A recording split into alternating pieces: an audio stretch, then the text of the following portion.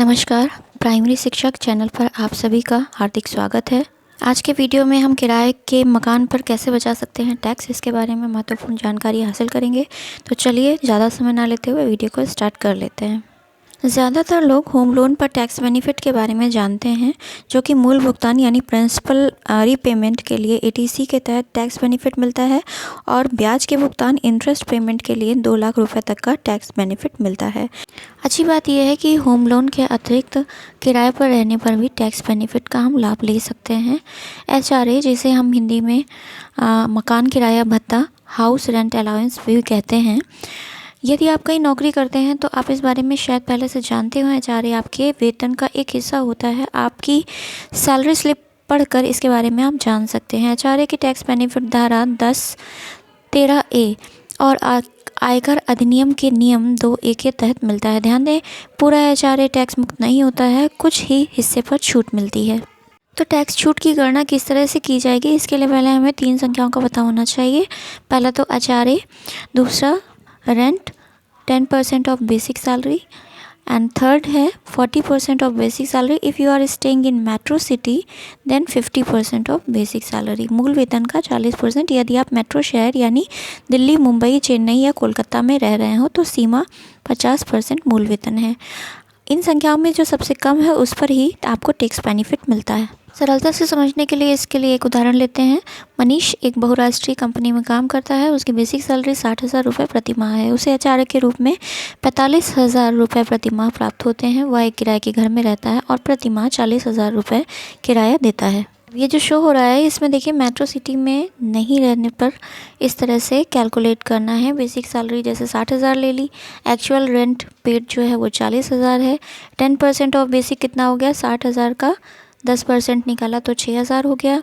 10% of basic जो कि rent है, तो रेंट निकाल लिया 34,000 आ गया। House rent allowance per month कितना है, 45,000 मिल रहा है। 40% ऑफ बेसिक कितना है, 24,000। एक्सेम्प्ट एचआरए पर मंथ कितना हो जाएगा फिर, 24,000। टोटल एक्सेम्प्ट एचआरए कितना हो जाएगा, 2,88,000 रुपये।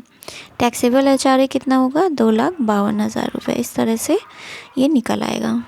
और ये इसी जगह पर यदि आप मेट्रो सिटी में रहते हैं तो आपको टैक्स का बेनिफिट ज़्यादा मिलेगा। इसमें बेसिक सैलरी जो है वो 60,000 है, एक्चुअल रेंट पेड जो है वो 40,000 है, 10% 6,000 हुआ, रेंट 34,000 हुआ, हाउस रेंट अलाउंस 45,000 हुआ। ये पूरा सेम टू सेम वैसे ही है, बस 50% ऑफ बेसिक जो निकाला है वो उसमें 30,000 हो गया। फिर एग्जेम्प्ट एचआरए पर मंथ कितना है, 30,000 ही एग्जेम्प्ट हो गया है। तो टोटल एग्जेम्प्ट एचआरए कितना हुआ, तो ये निकाल लिया है एक साल का, तो 3,60,000 रुपये। यानी कि टैक्सेबल एचआरए कितना हुआ, 1,80,000 रुपये पर ईयर। अब एचआरए जो है आप जिस शहर में रहते हैं उस पर डिपेंड करता है। इसलिए यदि मनीष का हमने एग्जांपल लिया था, तो यदि 30% टैक्स ब्रैकेट में आते हैं तो और मुंबई में रहते हैं तो आयकर की कीमत 3,60,000 रुपये का 30% यानी 1,02 लाख। इसके लिए कुछ बातों का ख्याल भी रखना है। एचआरए आपकी सैलरी वेतन का हिस्सा होना चाहिए, मतलब आपकी सैलरी स्लिप में एचआरए दिखना चाहिए, आपके फॉर्म 16 में भी दिखना चाहिए। दूसरा ध्यान आपको ये रखना है, आप एचआरए के तहत टैक्स बेनिफिट तभी ले सकते हैं जबकि आप एक किराए के घर में रह रहे हों। यदि आप अपने घर में रह रहे हैं तो आपको एचआरए का कोई टैक्स लाभ नहीं मिलेगा, पूरे एचआरए पर टैक्स देना होगा। तीसरी बात ध्यान रखनी है, आपकी टैक्स छूट के बाद जो एचआरए का अतिरिक्त हिस्सा है उस पर आपको अपनी टैक्स स्लैब के अनुसार टैक्स देना होगा। निजी क्षेत्र में कुछ कंपनियां आपको वित्तीय वर्ष की शुरुआत में ही वेतन का ढांचा यानी सैलरी स्ट्रक्चर चुनने का विकल्प देती हैं। आप इस एचआरए के कैलकुलेशन को ध्यान में रखते हुए अपने लिए एचआरए चुन सकते हैं और अधिक टैक्स बचा सकते हैं। पांचवी बात ध्यान में रखने वाली ये है कि एचआरए पर टैक्स छूट मासिक आधार पर है। इसका मतलब 12 महीनों की छूट को मिलाकर पूरे साल की छूट की गणना होती है। यदि आपका वेतन और किराया वित्तीय वर्ष के दौरान स्थिर रहता है तो यह पहलू कुछ भी प्रभावित नहीं करेगा, परंतु यदि वेतन या किराए में साल के बीच में परिवर्तन होता है तो पहले हर महीने की गणना करनी होगी, उसके बाद आप पूरे साल का निकाल सकते हैं। अब इस टॉपिक से रिगार्डिंग कुछ क्वेश्चन आंसर्स हैं जो अधिकतर पूछे जाते हैं, उसको भी कवर किया है। मैं अपने माता पिता के घर में रहता हूँ, क्या HRA का टैक्स बेनिफिट ले सकता हूँ? तो इतना इसका उत्तर है हाँ, आप यह कर सकते हैं, पर माता पिता को किराया ज़रूर दें। बेहतर होगा कि माता पिता के बैंक खाते में किराया जमा करें और रसीद भी लें, इससे पूरा रिकॉर्ड बना रहेगा। और अगर आयकर विभाग इस बात का सवाल उठाता है तो आपके पास प्रमाण होगा। और हाँ, आपके माता पिता के आयकर रिटर्न में इस किराए की आय दिखनी चाहिए। दूसरा प्रश्न ये बनता है, क्या मैं अपने पति या पत्नी को घर का किराया देकर टैक्स बेनिफिट का लाभ ले सकता या सकती हूँ? मतलब घर आपके पति या पत्नी के नाम पर है और आप उन्हें किराया दे रहे हैं। अगर आप ऐसा कर रहे हैं तो ऐसा बिल्कुल भी ना करें, क्योंकि आप इसमें फंस सकते हैं। आयकर विभाग इस बात पर सवाल उठा सकता है कि आपकी पत्नी की आय का स्रोत क्या है।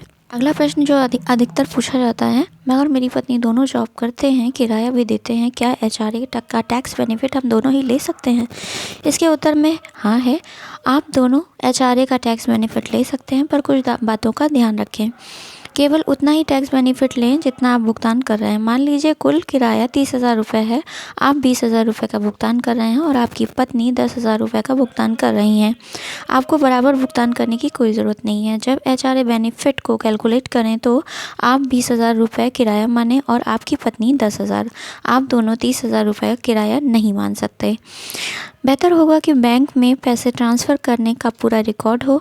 अगर पूरा किराया आप ही देते हो तो पत्नी से हर महीने 10,000 रुपये अपने खाते में ट्रांसफ़र करने को कहें। यदि संभव हो तो मकान मालिक से 2 रसीदें लें। अगला प्रश्न लेते हैं, मैंने होम लोन के माध्यम से एक घर खरीदा है, परंतु किराए के घर में रहता हूँ। ऐसी स्थिति में आप होम लोन और HRA दोनों पर ही टैक्स बेनिफिट ले सकते हैं, पर हाँ, ऐसा ना हो कि आप बस टैक्स बचाने के लिए ही किराए पर रह रहे हैं। अगर आपका अपना घर और किराए वाला घर बहुत ही पास पास में है तो आयकर विभाग इस पर सवाल उठा सकता है। अब आते हैं सेल्फ एम्प्लॉयड लोगों के लिए सेक्शन 80GG के तहत क्या है। मान लीजिए आप सेल्फ एम्प्लॉयड हैं तो आपका HRA मिलेगा ही नहीं, तो आप टैक्स बेनिफिट कैसे लेंगे? यह भी हो सकता है कि आपका एम्प्लॉयर आपको HRA देता ही ना हो। इसका मतलब है HRA अपनी सैलरी का हिस्सा नहीं है। आप टैक्स बेनिफिट कैसे लेंगे? ऐसे कुछ लोगों के लिए भी सरकार ने घर के किराए पर कुछ राहत दी है। यह राहत सेक्शन 80GG के तहत दी गई है। आइए देखते हैं कि किस तरह से ये राहत मिलेगी। पहले इन 3 राशियों को कैलकुलेट करना है। टोटल एनुअल इनकम पहले तो कैलकुलेट करेंगे। जैसे अगर 5,000 रुपये हर महीना मिल रहा है तो प्रतिवर्ष का हो गया 60,000 रुपये। 25% ऑफ टोटल इनकम निकालनी है और रेंट जो है उसका 10% ऑफ टोटल इनकम। ये तीनों राशियाँ, इसमें से जो सबसे कम है उस पर ही लाभ मिलेगा। तो देख सकते हैं कि अधिकतम लाभ 60,000 रुपये तक सीमित है, पर हाँ, लाभ पाने के लिए कुछ शर्तें भी पूरी करनी होंगी। आइए जान लेते हैं कौन सी शर्तें हैं वो। पहली शर्त यह है कि जिस शहर में आप काम कर रहे हैं वहाँ आपके पति, पत्नी या नाबालिग बच्चों के नाम पर कोई भी मकान नहीं होना चाहिए। दूसरा, आपके पास किसी अन्य स्थान पर कोई मकान, सेल्फ ऑक्यूपाइड प्रॉपर्टी नहीं होनी चाहिए। तीसरा, आपके पूरे वित्तीय वर्ष के दौरान HRA नहीं मिलना चाहिए। यदि आप वित्तीय वर्ष में 1 महीने के लिए कार्यरत थे और HRA का फ़ायदा उठाते हैं तो शेष अवधि में स्वनियोजित यानी सेल्फ एम्प्लॉयड थे तो आप धारा 80GG के तहत टैक्स का लाभ नहीं ले सकते। कटौती धारा 80GG का दावा करने के लिए आपको फॉर्म 10BA के